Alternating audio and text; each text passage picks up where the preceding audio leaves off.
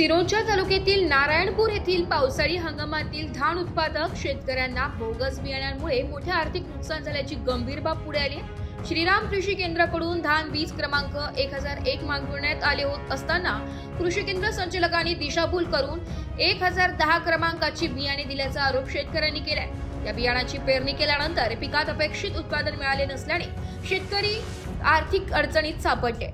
या संदर्भात शेतकऱ्यांनी पूर्वीच तहसील कार्यालय व तालुका कृषी अधिकारी कार्यालयास निवेदन दिले होते।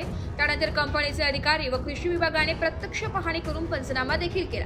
मात्र अनेक दिवस उलटूनही कंपनीकडून किंवा कृषी अधिकारी कार्यालयाकडून कोणतीही नुकसान भरपाई मिळाली नसल्याने शेतकऱ्यांमध्ये नाराजी वाढली आहे। नुकसानग्रस्त शेतकऱ्यांनी इशारा दिलाय की आठवडाभरात पीक नुकसान भरपाई न मिळाल्यास दिनांक 24 नोव्हेंबर पासून सिरोंचा तहसील कार्यालयासमोर ते बेमुदत आंदोलन किंवा साखळी उपोषण छेडणार आहे।